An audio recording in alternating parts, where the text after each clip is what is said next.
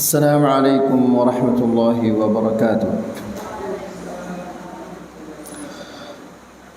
إن الحمد لله نحمده ونستعينه ونستغفره ونعوذ بالله من شرور أنفسنا ومن سيئات أعمالنا.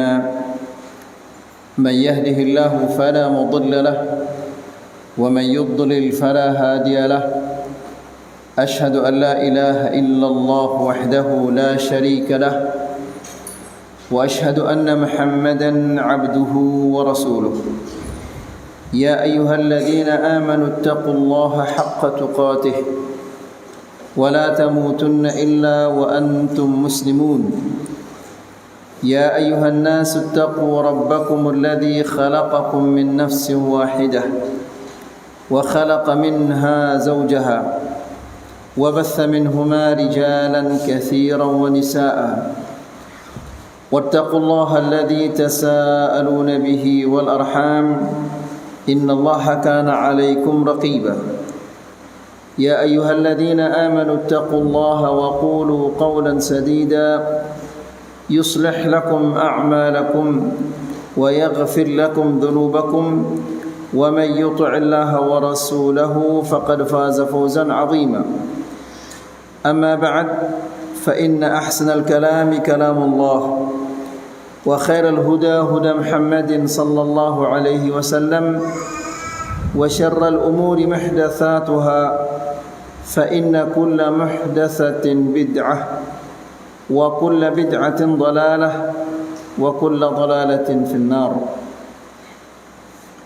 Ibu-ibu yang dimuliakan Allah Subhanahu wa taala.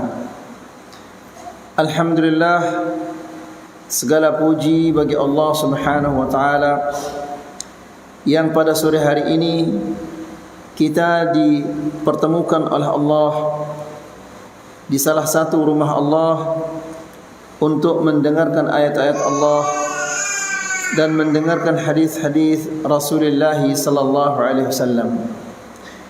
Ibu-ibu yang dirahmati Allah, Rasulullah sallallahu alaihi wasallam dalam sebuah hadis mengatakan, "Man yuridillahu bihi khaira yufaqqihhu fid din." Barang siapa yang Allah Subhanahu wa taala menghendaki kebaikan untuknya, maka bagaimana caranya jika Allah menghendaki kebaikan untuk seseorang?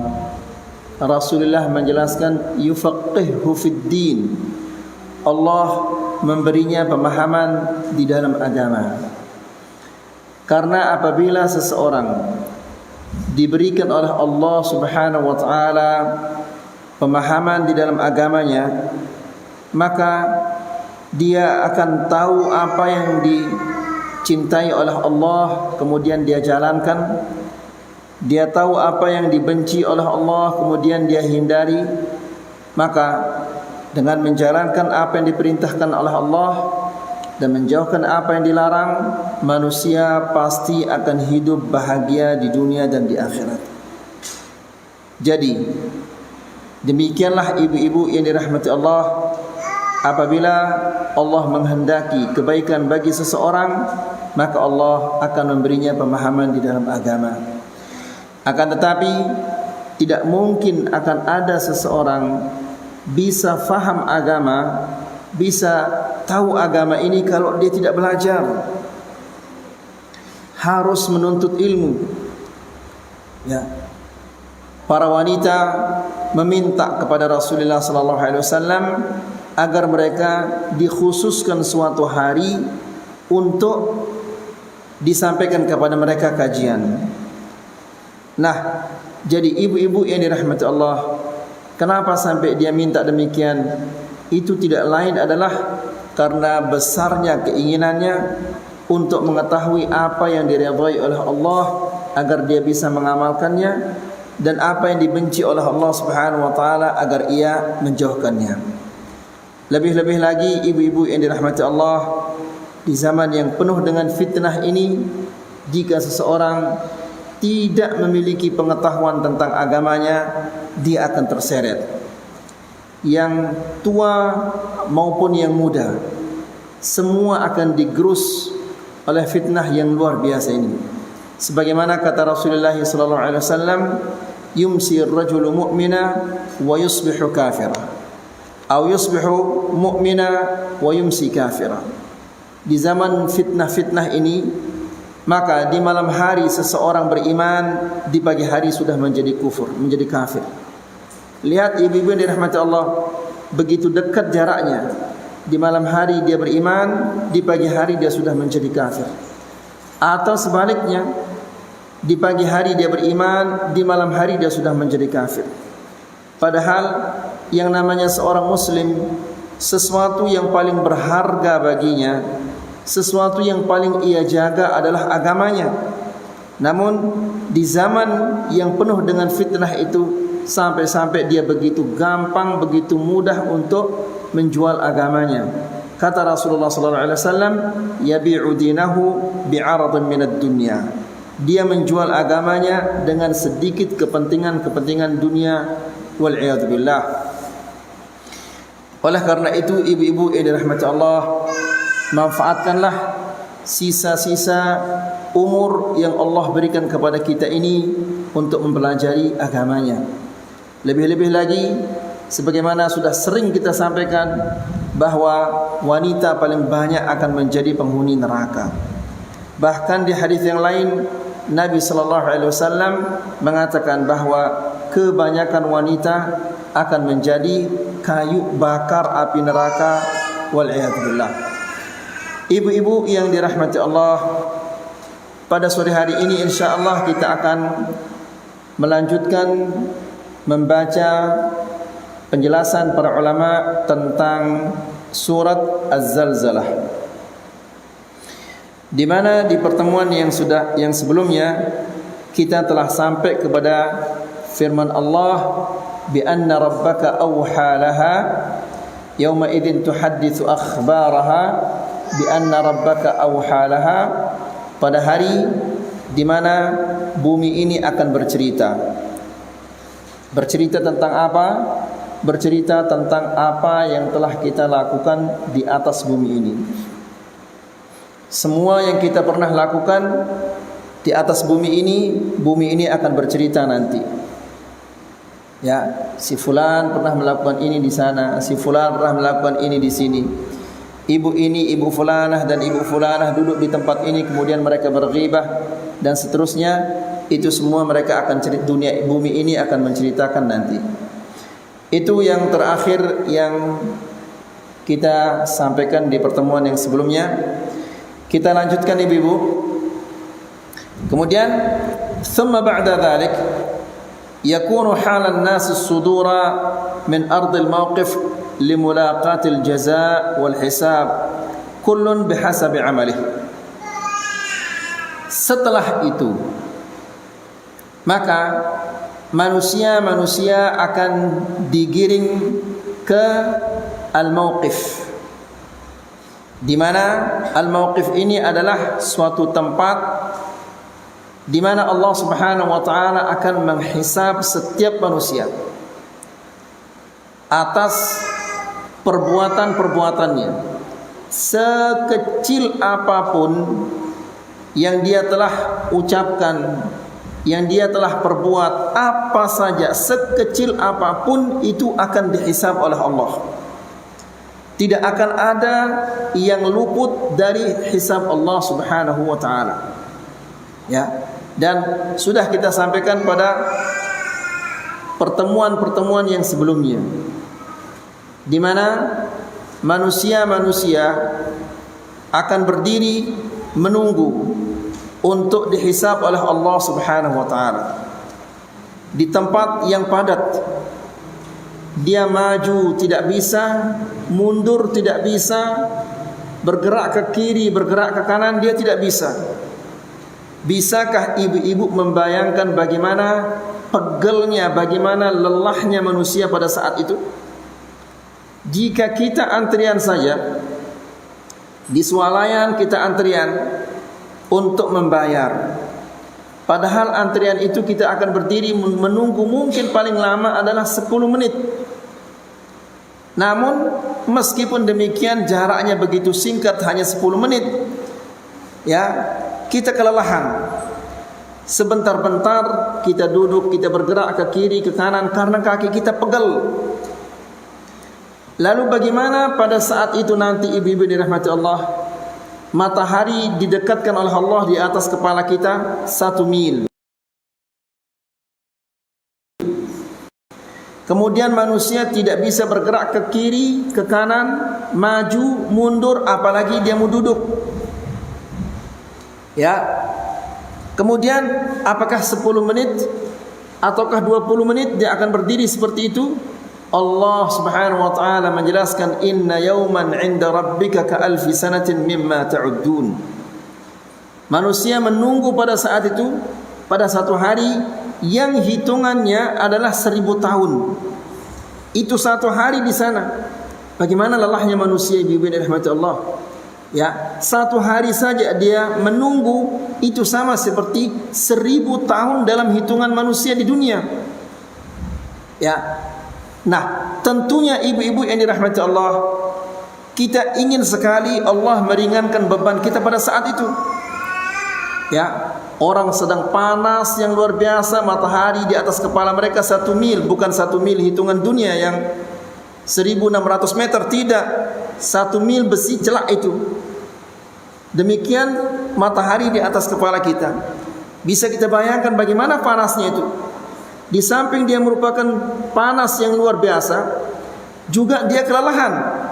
Karena begitu banyak manusia yang dikumpulkan oleh Allah Subhanahu wa taala pada hari itu, sehingga dia tidak bisa maju, tidak bisa bergerak ke belakang, tidak bisa bergerak ke samping, ke kiri, ke kanan. La ilaha illallah.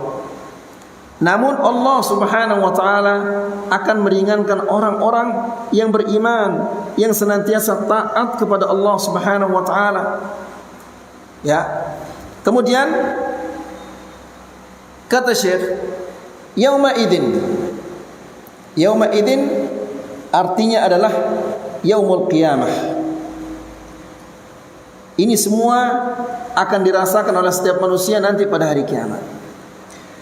Yasdurun nasu ashtatan.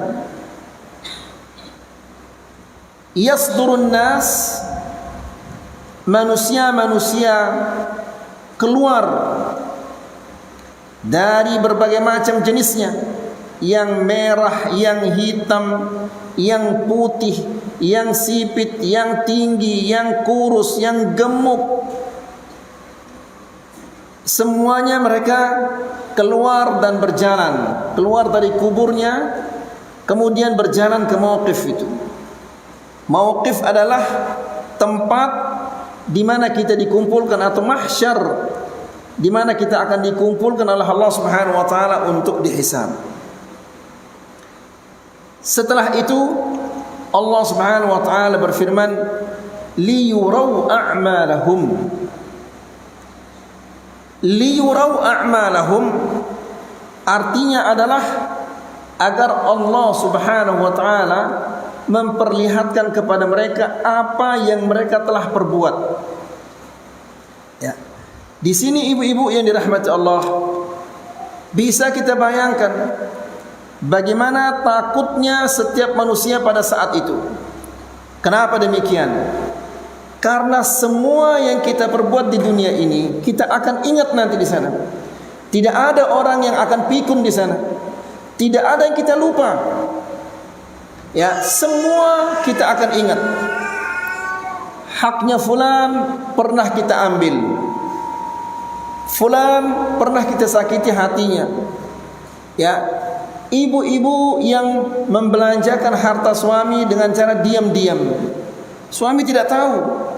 Dan mungkin ibu juga sudah lupa berapa banyak harta suami yang ibu belanjakan tanpa pengetahuan suami. Ya, nanti di sana kita akan ingat. Ya, seseorang yang pernah menghibah orang lain, dia lupa sudah berapa banyak orang yang dia ghibah. Nanti semua dia akan ingat di sana. Sebagaimana Allah Subhanahu wa taala berfirman, "Yauma yatadzakkarul insanu ma sa'a."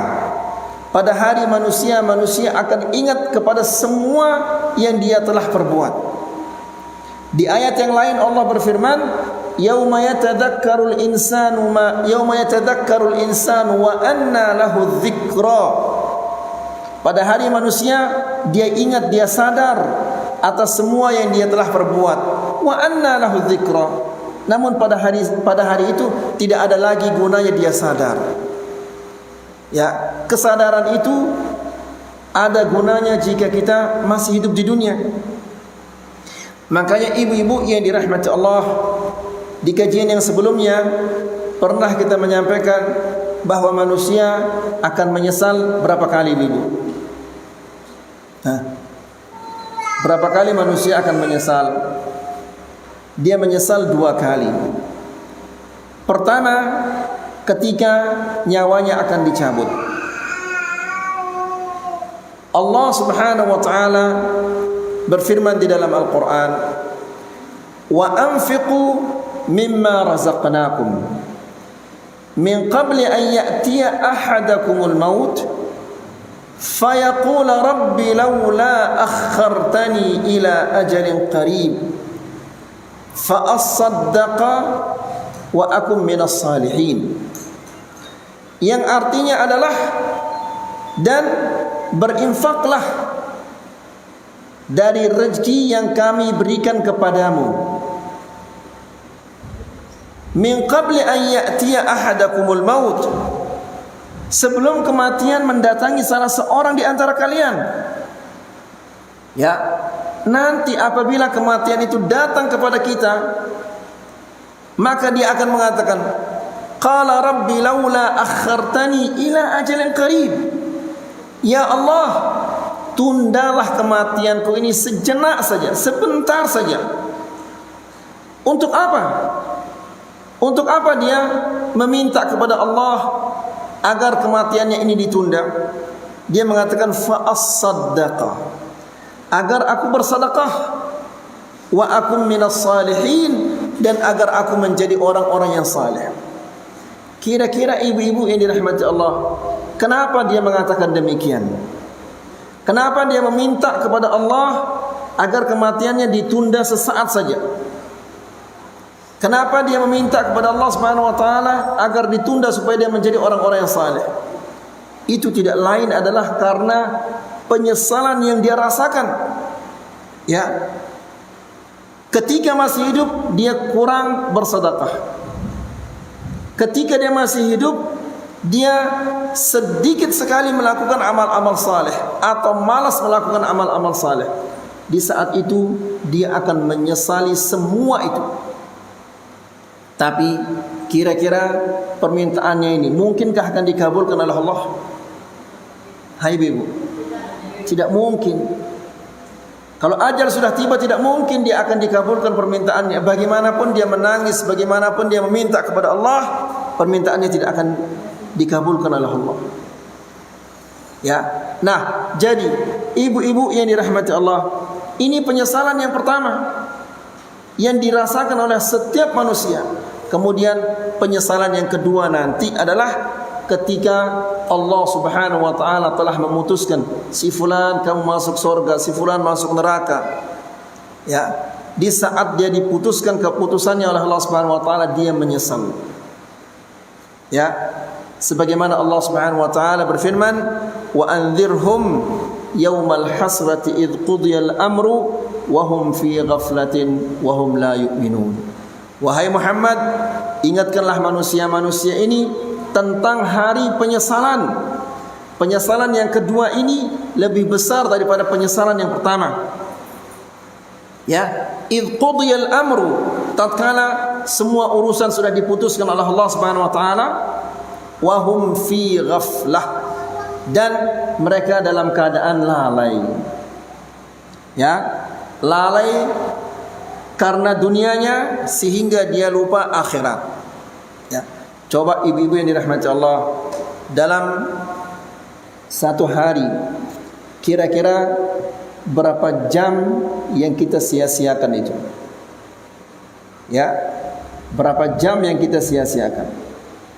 Setiap matahari tenggelam itu satu hari Setiap hari, setiap matahari tenggelam berarti satu hari telah berkurang dari umur kita, dan kita semakin dekat dengan kuburan. Ya.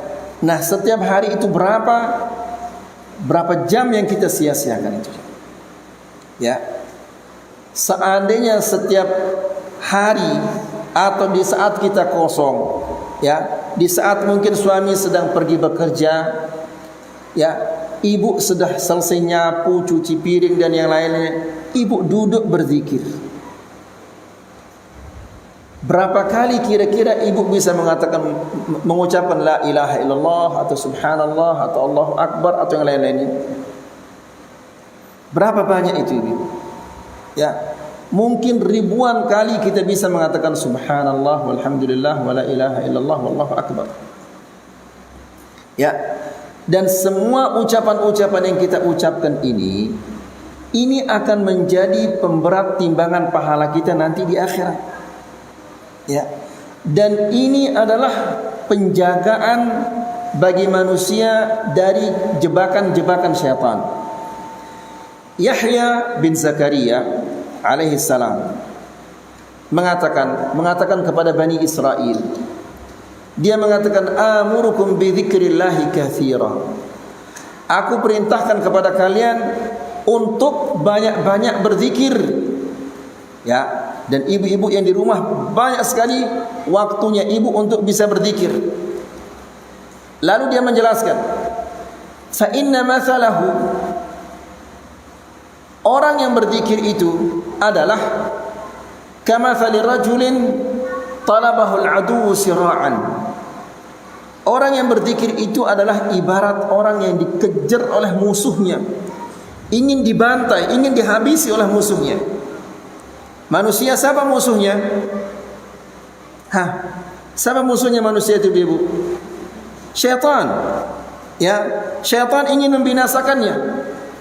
Lalu kata Yahya bin Zakaria, fatahassana bihisnin hasin. Di saat dia dikejar oleh syaitan, lalu dia masuk ke benteng yang kokoh itu. Ya, kalau dia sudah masuk ke benteng yang kokoh, maka tidak mungkin dia akan dikejar oleh syaitan itu. Lalu kata Yahya bin Zakaria, wa innal 'abda la yakunu ahsan wa inna ahsana ma yakunu al-'abd idza kana fi dzikrillah atau kama qala. Dan seorang hamba tidaklah dia terjaga, terbentengi kecuali jika dia berzikir kepada Allah. Ya, dia dibentengi oleh Allah, dijaga oleh Allah dari jebakan-jebakan syaitan kalau dia berzikir. Ya. Nah, jadi yang lebih dari itu ibu-ibu rahmat Allah, zikir ini bisa memberatkan timbangan kita di sisi Allah Subhanahu wa taala. Jadi liyurau yauma yasdurun nasu ashtatan. Manusia berdatangan berbagai macam jenis dari berbagai macam arah. Ya, tujuannya adalah liyurau a'malahum, agar mereka melihat apa yang mereka telah perbuat di dunia ini. Bagaimana seandainya ibu-ibu yang dirahmati Allah, ibu diperlihatkan oleh Allah Subhanahu wa taala amalan-amalan ibu, lalu ternyata isinya lebih banyak ghibah daripada berzikir. Bagaimana kira-kira ibu? Ya, bagaimana kecewanya dan bagaimana sedihnya ibu pada saat itu? Kira-kira suami akan menolong ibu pada saat itu? Tidak akan menolong. Anak yang ibu sayangi, apakah dia akan menolong ibu pada saat itu? Anaknya ibu akan menolong ibu? Tidak bisa dia menolong ibu. Orang tua tidak akan menolong anaknya, anak tidak akan menolong orang tuanya. Coba ibu lihat bagaimana jeleknya yang namanya ghibah. Tahu ibu ghibah? Apa ghibah itu ibu? Ya, membicarakan orang di saat dia tidak ada. Aisyah radhiyallahu taala anha, dia adalah istri Rasulullah sallallahu alaihi wasallam yang paling muda. Aisyah pernah cemburu kepada Safiyah. Safiyah ini putih, cantik, namun dia pendek. Ya. Aisyah datang kepada Rasulullah sallallahu alaihi wasallam. Lalu dia mengatakan, "Ya Rasulullah, hasbuka min Safiyati kadza wa kadza." Kata Aisyah, "Ya Rasulullah, kan Safiyah itu ada kekurangannya. Kekurangannya dia pendek." Kata Aisyah, "Itu benar. Yang diucapkan oleh Aisyah itu benar, dia tidak berbohong." Lihat bagaimana dia ditegur oleh Rasulullah sallallahu alaihi wasallam. Rasulullah mengatakan, "Laqad qulti kalimah law muzijat bima'il bahri lamazajathu." Wahai Aisyah, kamu sudah mengucapkan kata-kata jika dicampur dengan air laut niscaya akan cukup. Coba sekarang ibu-ibu yang dirahmati Allah, kita tahu air laut ini asin. Kira-kira kita membutuhkan berapa miliar ton gula untuk bisa merubah rasa air laut? Mungkin itu? Tidak mungkin. Atau merubah warnanya. Berapa pewarna yang kita butuhkan untuk merubah warnanya? Tidak mungkin dia akan berubah. Baunya, berapa yang kita butuhkan pewangi agar bisa merubah bau air laut? Toh juga tidak mungkin. Tapi hanya dua kata, innaha qasirah. Dua kata bisa mencampuri air laut. Lihat ibu-ibu yang dirahmati Allah, hadis ini menunjukkan betapa besarnya dosa orang yang berghibah itu. Dua kata saja bisa mencampuri air laut. Lalu bagaimana kalau 10 kata? Ya, bagaimana kalau 100 kata? Na'udzubillah. Jadi semua ini akan menjadi pemberat timbangan dosa kita di akhirat kelak nanti. Ya, itu padahal dia benar. Lalu bagaimana kalau dia tidak benar? Karena yang namanya ketika kita berghibah pasti ada yang ditambah-tambah, ada yang dikurangi. Kalau menambah mengurangi itu namanya bohong. Mana kira-kira lebih besar sekarang? Yang berghibah benar atau berghibah tidak benar? Mana lebih besar dosanya? Yang berghibah campur bohong. Kalau dia benar itu namanya ghibah. Kalau dia bohong itu namanya buhtan. Apa namanya ibu-ibu? Buhtan. Jangan nanti bulan depan kita datang ke sini lupa lagi ibu-ibu. Kalau dia berghibah seperti Aisyah yang tadi, ya Rasulullah, Safiyah itu kan dia pendek. Benar itu, ini namanya ghibah. Kalau dia tidak benar ini namanya buhtan. Ya. Jangan lupa lagi ibu-ibu. Ya, namanya buhtan. Jadi buhtan lebih besar dosanya. Kenapa? Karena dia berghibah dan dia juga berbohong. Ya. Jelas ibu-ibu? Nah, jadi betapa besarnya dosa orang-orang yang berghibah. Dan bagaimana nanti di akhirat ini ibu-ibu yang dirahmati Allah? Bagaimana beratnya timbangan dosanya orang-orang yang berghibah. Wala haula wala quwwata illa billah. Ya.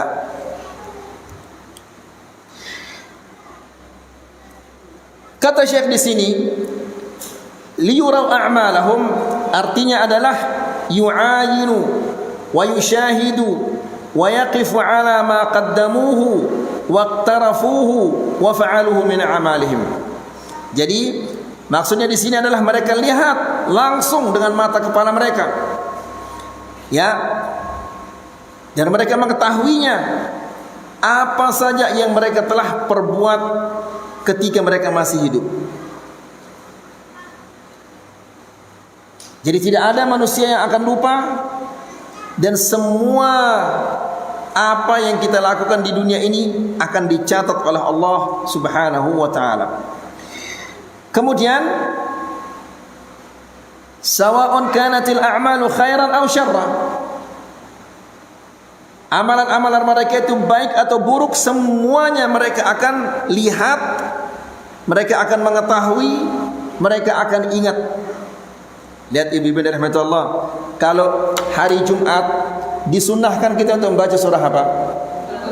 Suratul Kahf. Kira-kira hari Jumat yang kemarin ibu baca suratul Kahf apa enggak ibu-ibu? Hah? Ibu tahu sunnahnya membaca suratul Kahf lalu ibu tidak baca? Ya, la ilaha illallah. Hari Jumat itu ibu yang dirahmati Allah, itu adalah hari yang terbaik. Adam diciptakan pada hari Jumat, dimasukkan ke surga hari Jumat, dikeluarkan hari Jumat, kemudian Allah menerima taubatnya pada hari Jumat, diturunkan dari surga pada hari Jumat, dan hari kiamat itu akan tiba pada hari Jumat. Ya, dan manusia apabila masuk surga dia akan melihat Allah pada hari Jumat. Kenapa dipilih hari Jumat ini ibu? Karena hari Jumat ini adalah hari yang sangat mulia di sisi Allah. Ya, kira-kira ibu-ibu yang dirahmati Allah, kalau ada orang berbohong di masjid, di tempat ini dia berbohong, dan yang satu lagi berbohong di luar, mana kira-kira lebih besar dosanya? Hai ibu-ibu, yang lebih besar yang mana? Yang berdosa di dalam masjid. Jika ada orang berbohong di hari Jumat dan yang satu berbohong pada hari Sabtu, mana lebih besar dosanya? Yang hari Jumat. Kenapa? Karena itu adalah hari yang mulia. Ya, di hari yang mulia amal ibadah kita akan, pahalanya akan dilipat gandakan oleh Allah, diperbanyak oleh Allah Subhanahu wa taala. Nah, jadi ibu-ibu yang dirahmati Allah, alangkah ruginya ibu-ibu kalau ibu tidak membaca suratul Kahf pada hari Jumat. Ya, di dalam suratul Kahf Allah Subhanahu wa taala berfirman, "Wa wudi'al kitab." Dan catatan-catatan manusia diletakkan. Wa wudi'al kitabu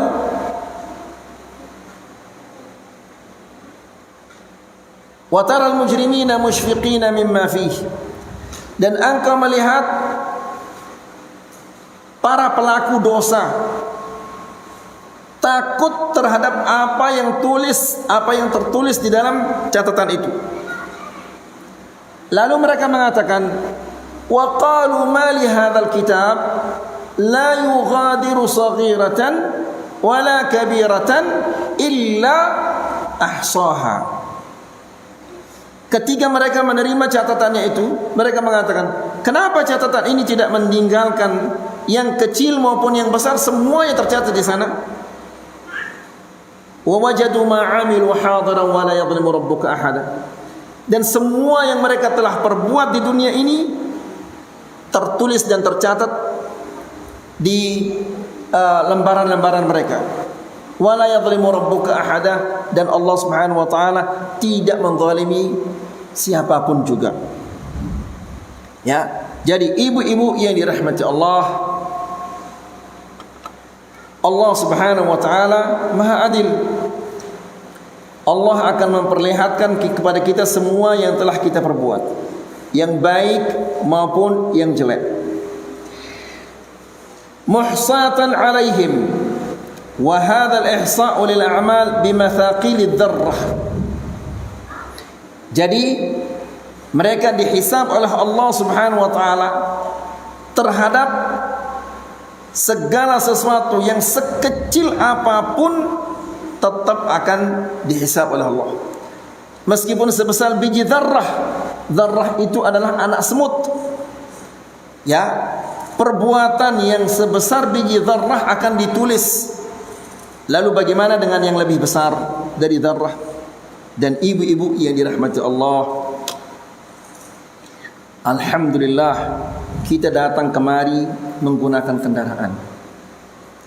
Ya, dan ibu-ibu kemari alhamdulillah punya baju di rumah banyak, mungkin bajunya. Ya, jilbabnya banyak. Kemudian jubahnya banyak, sepatunya banyak, perhiasannya banyak. Ya, dan makanannya Masya Allah, di pagi hari lain sarapannya, makan siangnya lain, makan malamnya lain. Setelah makan dia cuci mulut, buah-buahannya anggur, apel, pisang dan yang lain-lainnya. Setelah dia cuci mulut mungkin dia akan ngeteh atau dia ngopi. Tidak bisa kita menghitung betapa banyaknya nikmat Allah Subhanahu wa taala. Sekarang, apakah nikmat ini sebanding dengan rasa bersyukur kita kepada Allah? Hai ibu. Sebanding itu rasa syukur kita kepada Allah Subhanahu wa taala dengan nikmat yang kita rasakan itu? Ya. Tidak sebanding. Kalau tidak sebanding celaka kita ibu. Ya. Celaka kita kalau tidak sebanding. Nikmat yang kita terima dari Allah banyak sekali. Sampai-sampai tidur pun kita dijaga oleh Allah. Ya, tidur ini adalah nikmat yang sangat besar. Coba ibu lihat orang-orang yang tidak bisa tidur 3 hari, bagaimana tersiksanya. 3 hari saja dia tidak tidur, itu tersiksanya luar biasa. Lalu bagaimana kalau dia tidur 1 bulan? Jadi tidur ini adalah nikmat dari Allah Subhanahu wa taala. Setelah dia tidur dia dibangunkan oleh Allah Subhanahu wa taala. Ya, jadi bagaimana besar nikmatnya Allah Subhanahu wa taala. Lalu apakah syukur kita ini sebanding dengan nikmat yang Allah berikan kepada kita? Kalau tidak celaka kita ibu-ibu. Nah, Allah Subhanahu wa taala Maha Pengasih, Maha Penyayang. Ya. Nikmatnya begitu banyak.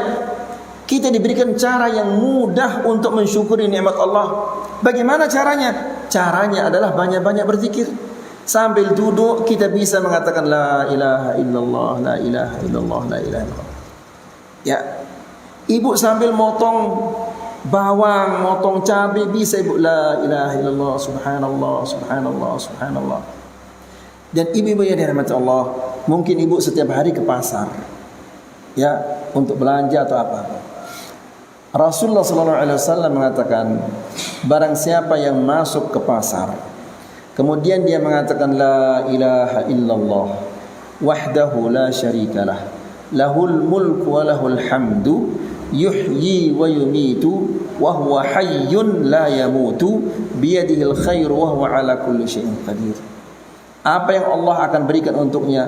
Kataballahu lahu alfa hasanah wa maha anhu alfa sayyi'ah wa bana lahu baitan fil jannah. Maka Allah akan mencatat untuknya 1.000.000 kebaikan dan dihapus darinya 1.000.000 kejelekan, dan Allah akan membangunkan untuknya istana di dalam surga. Kan ini sangat gampang dan hasilnya adalah sangat besar.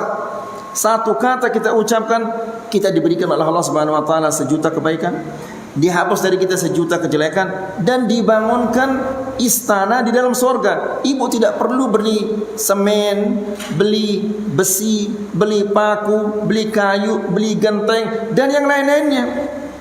Hanya cukup mengucapkan la ilaha illallah wahdahu la syarikalah, lahul mulku wa lahul hamdu, yuhyi wa yumitu, wa huwa hayyun la yamutu, biyadihil khair wa huwa ala kulli syai'in qadir. Hanya itu ibu ucapkan, maka Allah Subhanahu wa taala akan memberikan 1.000.000 kebaikan dan menghapus dari kita 1.000.000 kejelekan dan membangunkan untuk kita istana di dalam surga. Ya, la ilaha illallah. Kalau demikian mudahnya kita mendapatkan pahala, lalu ibu bermalas-malasan, masya Allah, bagaimana jadinya nanti anak-anaknya ibu? Kalau ibunya saja malas beribadah kepada Allah, malas melakukan ketaatan-ketaatan, lalu bagaimana anak-anaknya nanti? Ya, sementara ibu mengharapkan dan kita semua mengharapkan dari anak-anak ini bahwa mereka nanti yang akan mendoakan kita.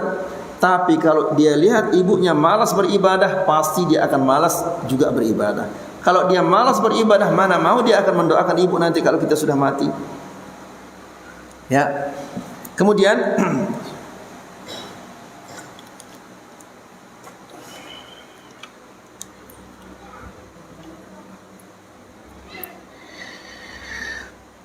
yura a'malahum kullaha Wala yanqusu min amalihim syai'un. Tidak akan dikurangi sedikit pun dari amalan-amalan mereka. Jika baik yang dia kerjakan selama hidupnya di dunia, maka dia akan mendapatkan kebaikan-kebaikan. Jika kejelekan yang dia lakukan di dunia, maka yang dia akan dapatkan kejelekan-kejelekan. Tidak ada yang dikurangi sama sekali. Ya, Allah dia tidak akan menzalimi seseorang. Allah tidak akan memakan hak orang. Allah tidak akan mengurangi hak orang. Semuanya kita akan menerima dengan sempurna. La min khairil amali wala min syarrihi, wa la min qalilihi wala kathirihi, thumma yanalu thawab ala al-amal as-salih. Lalu mereka diberikan oleh Allah Subhanahu wa taala pahala jika mereka melakukan amalan-amal saleh. Wal iqab 'ala al-amal as-sayyi, dan mereka akan diberikan oleh Allah Subhanahu wa taala, akan diazab oleh Allah Subhanahu wa taala atas amalan-amalan mereka yang buruk. Wala haula wala quwwata illa billah. Ya, jadi yang kita maksud dengan amal-amal saleh ini bimbingan rahmat Allah adalah amalan-amalan yang kita lakukan ikhlas karena Allah dan mencontohi Rasulullah sallallahu alaihi wasallam. Tidak cukup hanya sekedar dia ikhlas saja, tapi ikhlas dan juga mencontohi Rasulullah sallallahu alaihi wasallam. Jika dia ikhlas tapi tidak mencontohi Rasulullah, maka ini amalnya tidak diterima oleh Allah. Kalau dia mencontohi Rasulullah lalu dia tidak ikhlas, juga tidak diterima. Harus dia memenuhi dua syarat. Syarat yang pertama apa? Ikhlas. Syarat yang kedua mencontohi Rasulullah sallallahu alaihi wasallam. Ya. Ini dua syarat agar amal ibadah kita diterima oleh Allah Subhanahu wa taala. Tanpa dua syarat ini, maka amal ibadah kita tidak akan diterima oleh Allah Subhanahu wa taala. Kemudian setelah itu Allah Subhanahu wa taala berfirman, "Faman ya'mal mithqala dzarratin khairan yarah, wa man ya'mal mithqala dzarratin syarran yarah." Ya, yang artinya adalah barang siapa yang melakukan amalan-amalan, perbuatan-perbuatan ya yang baik meskipun sebesar biji dzarrah. Dzarrah itu adalah anak semut yang kecil. Maka yarah, dia akan melihat pahalanya, melihat hasilnya. Demikian juga sebaliknya. Wa man ya'mal mithqala dzarratin syarran yarah. Barang siapa yang melakukan kejelekan meskipun sebesar biji dzarrah. Makanya ibu-ibu yang dirahmati Allah, sebagaimana kita katakan di kajian yang sudah lewat, manusia tidak ada yang terpelihara dari salah. Semua kita banyak salah. Ya, sebagaimana Nabi sallallahu alaihi wasallam mengatakan kullu bani Adam khata'. Semua anak Adam adalah khata', banyak salahnya. Ya, tapi wa khairul khata'in at-tawwabun, dan sebaik-baiknya orang yang bersalah itu yang segera beristighfar, yang banyak bertobat.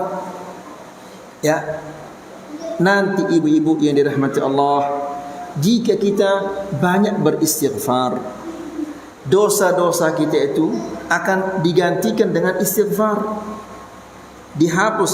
Karena ketika kita mengatakan astaghfirullah, apa yang kita minta ketika kita mengatakan astaghfirullah, ibu-ibu?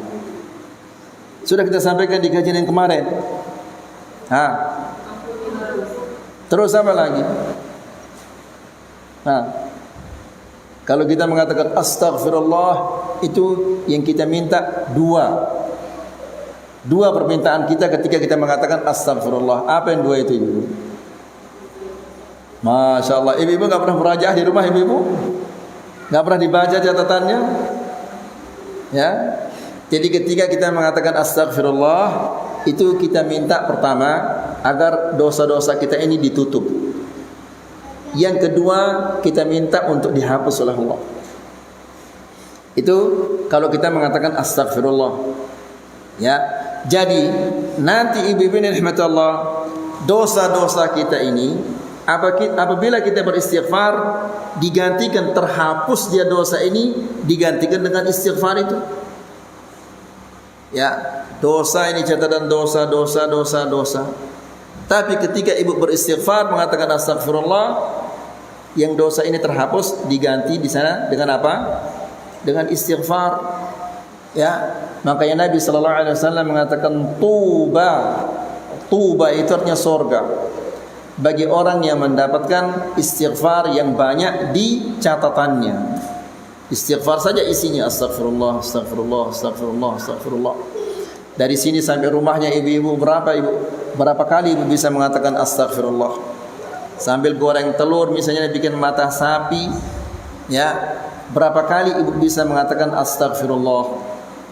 Jadi saat ibu duduk-duduk, berapa kali ibu bisa mengatakan astagfirullah?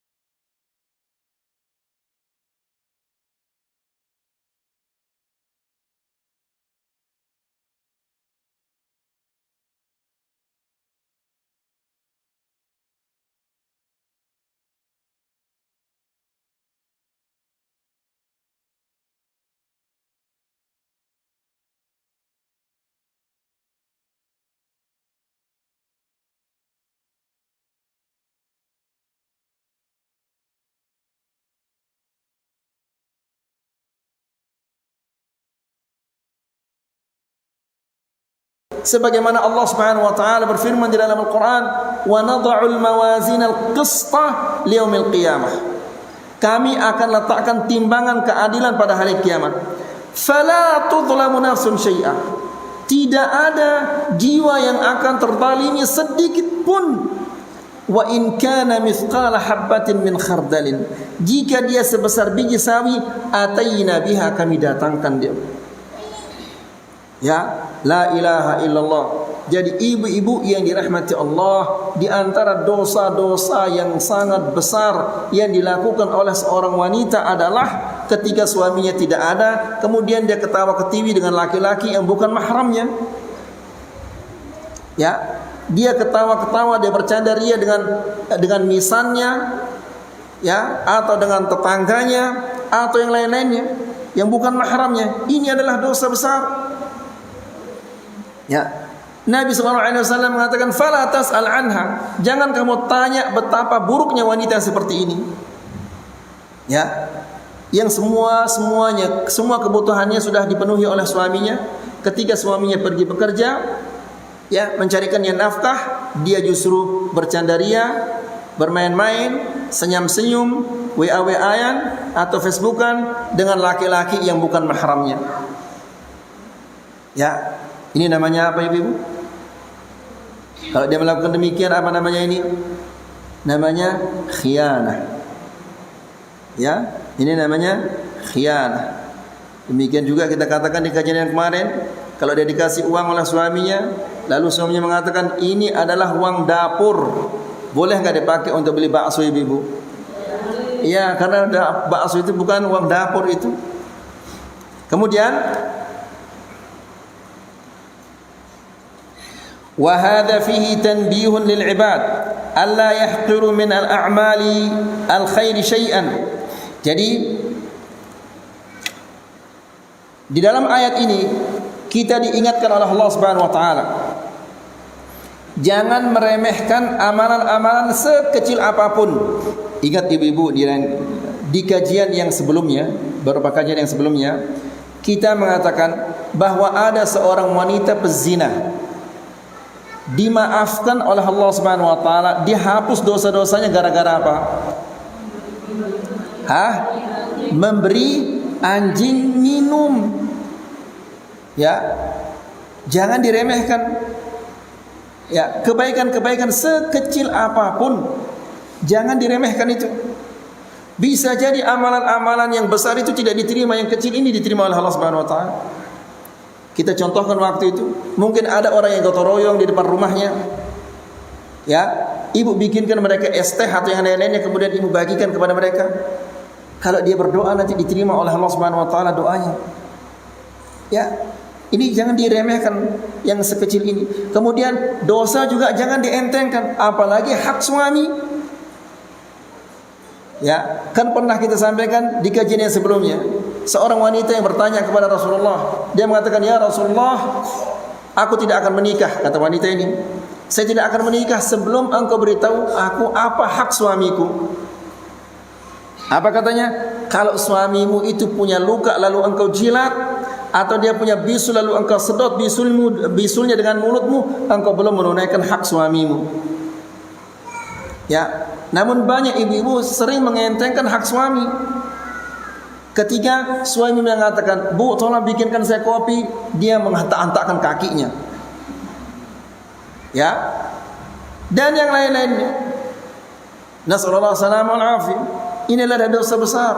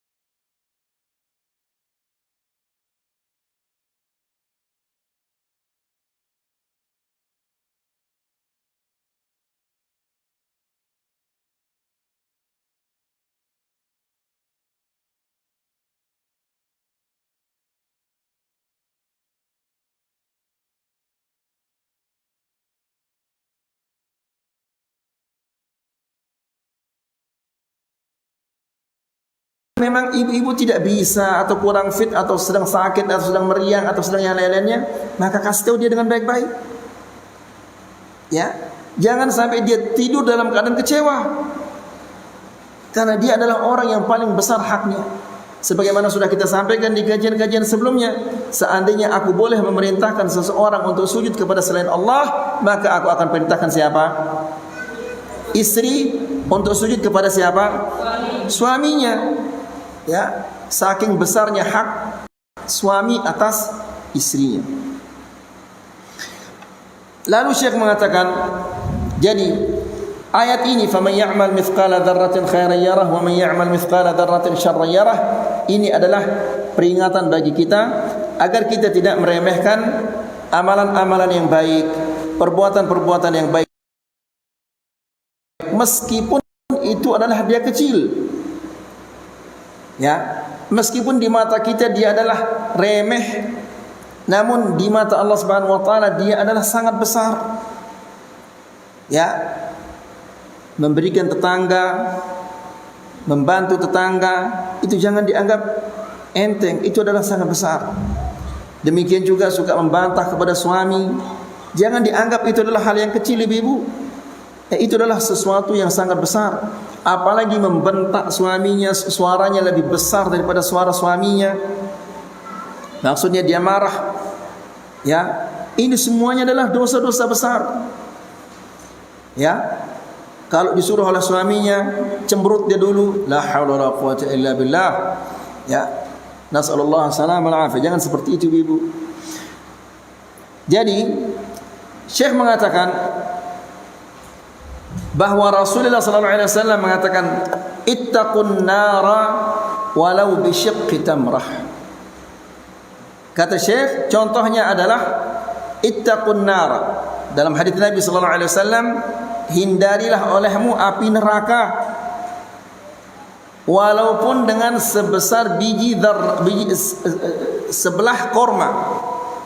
Maksudnya adalah selamatkanlah dirimu dari api neraka, karena api neraka itu adalah sangat panas. Ya, manusia tidak mungkin dia akan tahan api neraka itu. Jika panasnya dunia saja kita butuh kipas angin, bukan satu lagi kipas angin yang kita butuhkan. Banyak kita butuhkan kipas angin, itu pun kita masih merasakan panasnya. Lalu bagaimana dengan api neraka? Ya, makanya selamatkanlah dirimu dari api neraka dengan apapun yang engkau mampu, meskipun itu hanyalah sekedar sebelah korma. Ya, tentunya tidak ada orang akan berinfak dengan setengah korma, tapi maksudnya sekecil apapun yang engkau miliki, silahkan korbankan dia demi menyelamatkan dirimu dari api neraka. Karena api neraka itu adalah sangat-sangat panas. Ya, Rasulullah sallallahu alaihi wasallam mengatakan narukum hadhihi juz'un min 70 juz'an min nari jahannam. Api kalian ini yang kalian menggunakan menggoreng, memasak, memanggang, ini adalah salah satu bagian dari 70 bagian api neraka. Satu bagian dari 70 artinya adalah api neraka itu diambil oleh Allah Subhanahu wa taala, kemudian dimasukkan ke dalam air 69 kali. Nah, kalau dia satu kali saja dimasukkan ke dalam air itu bagaimana panasnya? Ini 69 kali dimasukkan ke dalam air, masih bisa kita menggunakannya untuk memanggang, menggoreng, memasak dan yang lain-lainnya. Lalu kalau seandainya satu kali atau dua kali saja dimasukkan oleh Allah Subhanahu wa taala ke dalam air, bagaimana kira-kira panasnya? Nah, nanti di akhirat api yang murni itu yang akan membakar kita, ibu-ibu. La ilaha illallah. Jadi hindarilah dosa-dosa ini sekecil apapun, jangan dientengkan dosa-dosa ini. Ya. Kemudian Syekh mengatakan, "Faman ya'mal mithqala dzarrah." Barang siapa yang melakukan amal kebaikan meskipun sebesar biji dzarrah, yarah, dia akan melihatnya, melihat pahalanya. Wa man ya'mal mithqala dzarratin syarran yarah, dia akan melihat balasannya. Ay 'uqubatan 'ala a'malihi jazaa'an wifaqa. Ya. Amalan-amalan jelek itu akan dibalas oleh Allah. Jazaa'an wifaqa, balasan yang sempurna, tidak akan dikurangi sedikit pun oleh Allah Subhanahu wa taala. La ilaha illallah. Ya. Jadi tidak ada hari yang kita lalui tanpa dosa-dosa, ibu-ibu yang dirahmati Allah. Maka perbanyaklah beristighfar, perbanyaklah taubat kepada Allah Subhanahu wa taala agar kita diselamatkan oleh Allah dari api neraka ini. Kemudian kata Syekh di sini, wa hadza fihi tahdhiru min al-istihanati bi muhaqqiratidz dzunub. Di sini kita diingatkan juga oleh Allah, jangan mengentengkan dosa sekecil apapun, sebagaimana yang dikatakan oleh Aisyah radhiyallahu taala anha, dia mengatakan iyyakum wa muhaqqaratidz dzunub fa inna laha minallahi taliba. Jangan sekali-kali engkau mengentengkan dosa, jangan sekali-kali engkau meremehkan dosa. Ya. Kenapa? Karena setiap dosa itu ada yang akan menuntutnya nanti pada hari kiamat. Siapa yang akan menuntutnya? Yang akan menuntutnya adalah Allah Subhanahu wa taala. Ya, mungkin manusia nanti ketika dia dituntut oleh Allah, kan ini catatannya bahwa kamu telah melakukan dosa ini dan dosa ini. Lalu dia mengatakan, tidak ya Allah, aku tidak pernah melakukannya. Maka nanti mulutnya akan disegel. Ya, lalu tangannya akan berbicara, kakinya akan bersaksi. Sebagaimana Allah Subhanahu wa taala berfirman, "Yauma nakhtimu 'ala afwahihim", kemudian wa tukallimuna aydihim wa tashhadu arjuluhum bima kanu yaksub.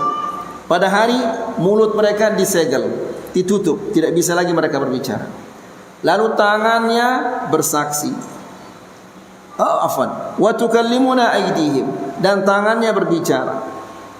Wa tashhadu arjuluhum, dan kakinya bersaksi atas perbuatan-perbuatannya. Bagaimana dia akan mengingkari itu? Bukan hanya itu, kulitnya juga akan berbicara. Ya, karena ketika kita melakukan dosa pasti kulit ini ikut. Nanti dia akan menjadi saksi, ya, atas semua perbuatan-perbuatan kita itu. Jadi ketika ibu sembunyi-sembunyi melakukan dosa, mungkin tidak dilihat oleh suami, tidak dilihat oleh anak-anak, tidak dilihat oleh tetangga, tapi ada yang di atas yang maha melihat segala-galanya. Kemudian ada dua malaikat yang mencatatnya. Kemudian ada tangan ibu yang akan berbicara, ada kaki yang akan bersaksi, dan ada juga kulit kita yang akan berbicara nanti. Bagaimana akan kita hindari semua itu? Tidak mungkin kita akan menghindarinya. Maka cara yang terbaik adalah hindarilah dosa-dosa. Dan seandainya kita sudah berjuang untuk tidak melakukan dosa, lalu kita terjatuh ke dalam dosa itu, maka cara yang terbaik adalah apa? Beristighfar kepada Allah Subhanahu wa taala. Ya, berbanyak istighfar, karena istighfar ini adalah benteng dari godaan-godaan syaitan dan benteng dari hawa nafsu kita yang senantiasa mengajak kita kepada kejelekan-kejelekan. Semoga apa kita sampaikan ini bermanfaat, semoga bisa menambah keimanan kita dan ketakwaan kita kepada Allah Subhanahu wa taala. Sudah 1 jam lebih. Silakan ibu-ibu yang dirahmati Allah, jika ada pertanyaan berkaitan tentang materi yang kita sampaikan ini yang ditanyakan, kalau saya bisa jawab saja, kalau tidak bisa saya katakan wallahu a'lam.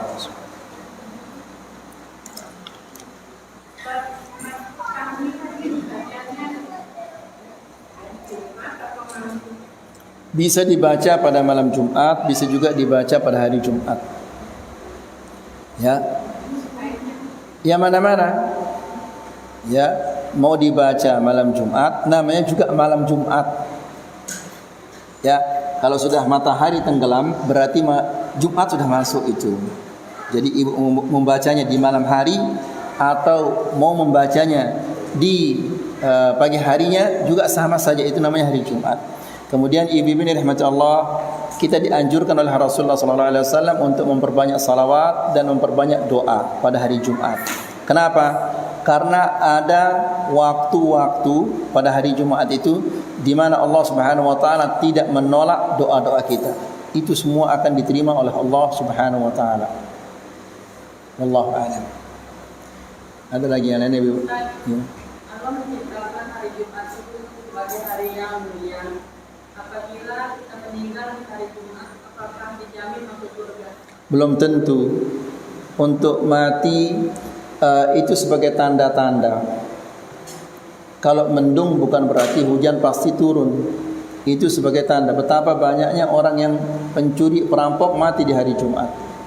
Apakah mereka akan mendapatkan jaminan ke surga? Tidak. Betapa banyaknya para pezina yang mati di hari Jumat, dan betapa banyaknya orang kafir yang mati pada hari Jumat. Jadi intinya ibu-ibu yang dirahmati Allah, agar manusia bisa mendapatkan kebaikan sebelum dia mati, di saat dia mati hendaklah dia melaksanakan ketaatan-ketaatan. Dan tanda-tanda orang yang mati dalam mati kebaikan itu diantaranya adalah dia mati di saat dia beribadah kepada Allah. Apakah di saat dia bersedekah, atau di saat dia salat, di saat dia baca Quran, atau di saat dia jalan menuju ke masjid atau jalan ke majelis ta'lim, ya, artinya dia mati dalam keadaan melakukan kebaikan. Kemudian yang kedua, dia mati setelah dia bisa mengucapkan la ilaha illallah. Ya, ini tanda-tanda dia mati kebaikan. Wallahu taala a'la wa a'lam. Nah, ada lagi yang lain, Ibu?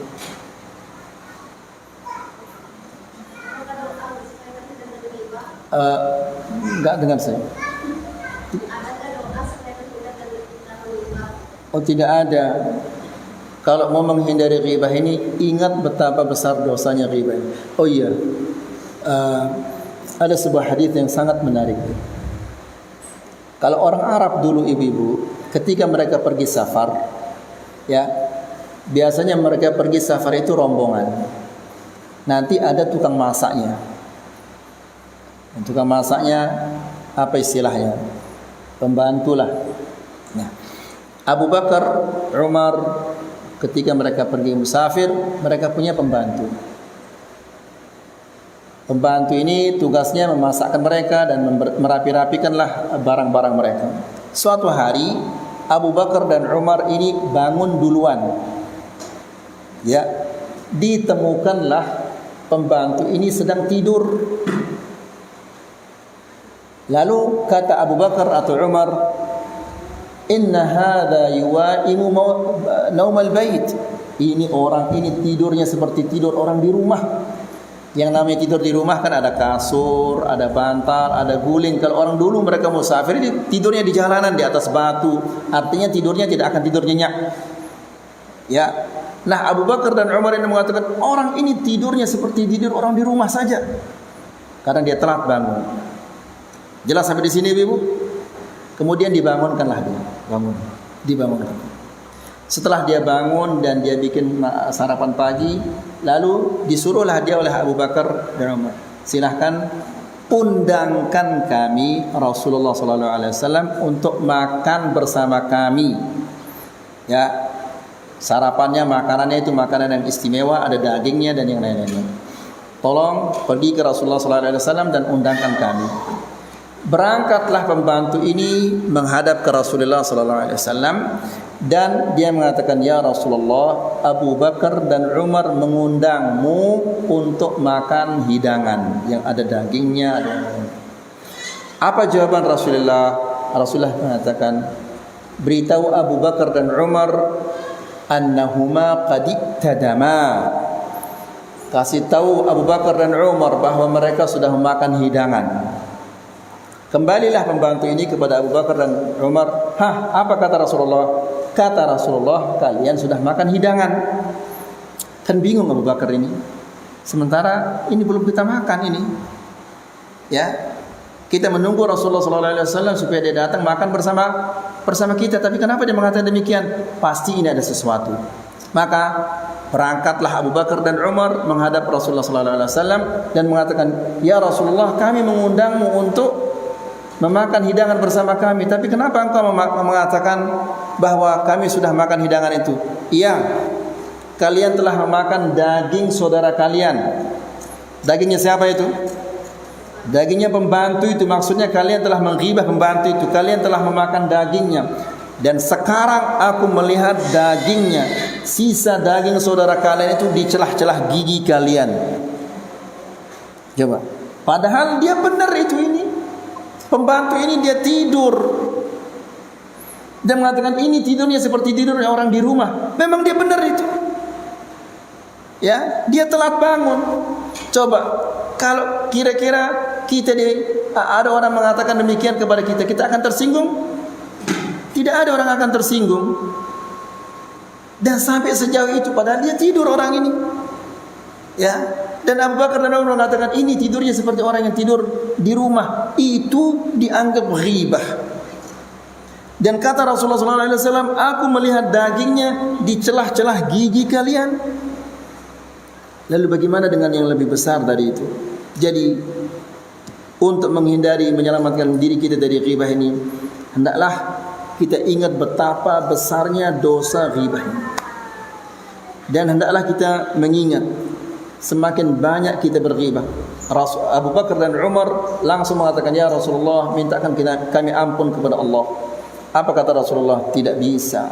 Kalian minta ampun kepadanya, kepada pembantu itu. Sekarang coba ibu-ibu bayangkan berapa banyak orang sudah kita ghibah.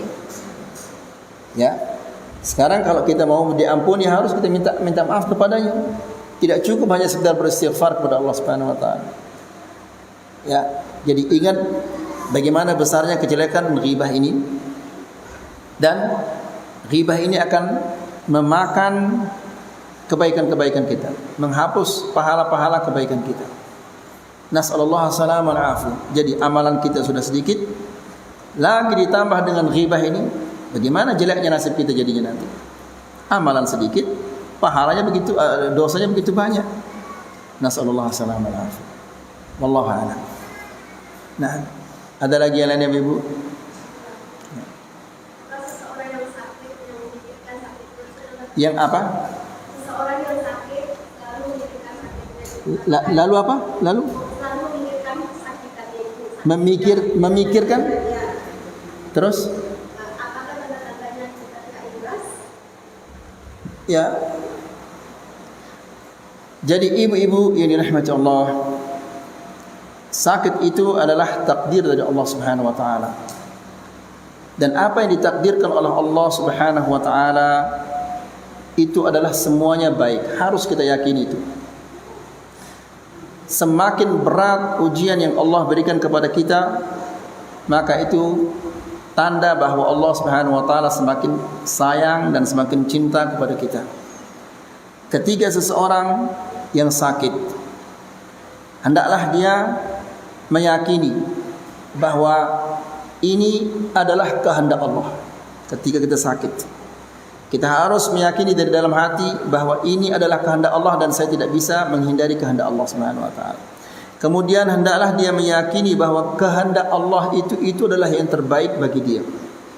Allah yang memberinya penyakit pada saat itu lebih baik baginya daripada dia sehat.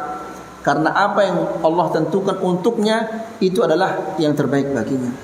Kemudian ketika seseorang sakit, dia boleh memberitahu kepada pengunjungnya, saya sakit di dada saya sakit di kepala saya sakit di kaki saya, di perut saya, boleh, tidak apa-apa.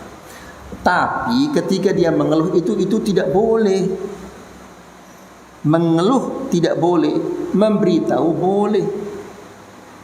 Mengeluh itu di samping dia bercerita, juga ada rasa tidak senang dengan ketentuan Allah ini. Nah, ini dosanya sangat besar dan orang itu sangat kurang ajar. Bagaimana dia kurang ajar? Masa kan biasanya seseorang yang dikeluhkan itu adalah orang yang atas mengeluhkan orang yang bawah. Ini masa Allah dikeluhkan seolah-olah dia laporkan Allah kepada makhluknya yang lemah ketika dia mengeluh itu. Ya, masa kita laporkan Allah kepada makhluk yang lemah? Seharusnya kita melapor kepada yang apa? Yang maha kuasa. Ini Allah yang maha kuasa dilaporkan kepada makhluk yang lemah. Kan kurang ajar namanya orang ini. Ya, itu kalau dia mengeluh. Tapi kalau dia memberitahu, hanya sekedar memberitahu bahwa penyakit saya di kepala, penyakit saya di kaki, penyakit saya di tangan. Kalau ditanya bagaimana keadaanmu? Alhamdulillah, saya baik-baik saja. Ya, Urwah ibnu Zubair. Urwah ibnu Zubair ini merupakan salah seorang ulama kota Madinah. Dia dipanggil oleh raja. Ya, datanglah dia menghadap ke raja bersama putranya yang paling dia sayangi. Nah, ketika putranya ini melihat kuda-kuda yang ada di kandang kuda raja itu, tiba-tiba ada salah seekor kuda yang menendang kepalanya sampai dia mati seketika. Sedihnya luar biasa. Pergilah dia menguburkan anaknya. Ketika dia menguburkan anaknya, kakinya terpeleset sehingga dia kena infeksi dan terpaksa dipotong kakinya, diamputasi. Ya, dia pergi bersama anaknya dan anggota tubuhnya lengkap. Sekarang dia pulang sendiri dan anggota tubuhnya kurang. Ya, ketika dia datang, orang Madinah tahu bahwa dia sudah pulang. Semua orang Madinah menyambutnya dalam keadaan bersedih. Bersedih kenapa? Karena ketika dia pergi bersama anaknya, sekarang dia pulang sendiri. Ketika dia pergi anggota tubuhnya 4, sekarang 3. Lalu wanita-wanita menangis dan orang-orang Madinah ini bersedih. Lalu dia mengatakan, kenapa kalian bersedih? Ya, saya punya 4 anak laki. Diambil 1, disisakan saya 3. Kan lebih banyak yang disisakan daripada yang diambil. Saya diberi oleh Allah Subhanahu wa taala 4 anggota tubuh, diambil 1, disisakan 3. Kan lebih banyak yang disisakan daripada yang diambil. Untuk apa kalian sedih? Ya.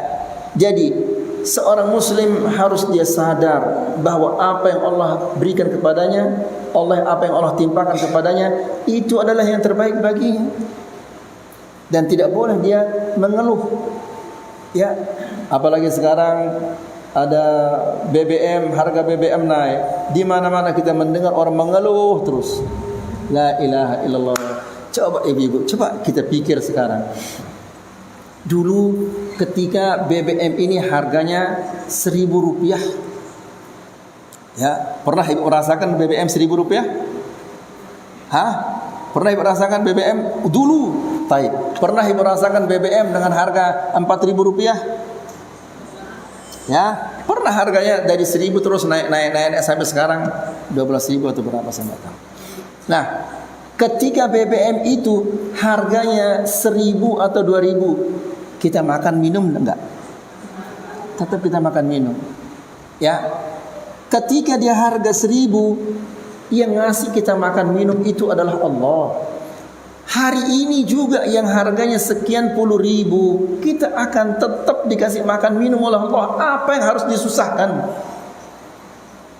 Ya, masa ketika dia 1.000 kita dikasih makan minum, kemudian sekarang harganya 11 atau 12.000 kita tidak akan dikasih makan dan minum? Ya, jadi jangan pikirkan masalah rezeki, karena masalah rezeki itu sudah ditentukan oleh Allah. Tidak bisa dia bertambah, tidak bisa dia berkurang. Yang paling penting yang harus kita pikirkan, apa yang menjadi tabungan akhirat saya, itu yang paling penting. Kalau masalah rezeki semua sudah diatur. Coba lihat cecak yang berjalan, semut berjalan ini. Dapat makan apa enggak? Dapat dia makan. Siapa ngasih dia makan? Allah Subhanahu wa taala yang ngasih dia makan. Masa semut dan cecak itu dikasih makan oleh Allah, lalu kita tidak dikasih makan oleh Allah? Apakah mungkin itu ibu-ibu? Tidak mungkin. Jadi jangan mengeluh. Ya, ini ibu-ibu sekarang tidak ada lain. La ilaha illallah, kalah DPR ibu-ibu ini sekarang. Ya. gara-gara BBM yang naik ini, subhanallah. Wallahu taala alam. Ada lagi yang lain Ibu? Ya. Bagaimana sedekah yang dimaksud? Karena para wanita itu kebanyakan penduduk neraka. Sedekah. Nah, Nabi SAW mengatakan, ya ma'asyaran nisa'i tasaddaqna, wahai para wanita banyak-banyak bersedekah. Di sini sedekahnya umum. Umum sedekahnya. Ada orang bangun masjid, sedekahkan. Ada orang gotong royong di jalan, sedekahkan. Ada orang tidak mampu, sedekah. Ada orang yang tidak punya uang untuk berobat, sedekahkan. Sedekahnya semampunya. Tidak mesti dia banyak-banyak, yang penting disertai dengan apa? Keikhlasan. Jadi sedekahnya itu umum, apa saja.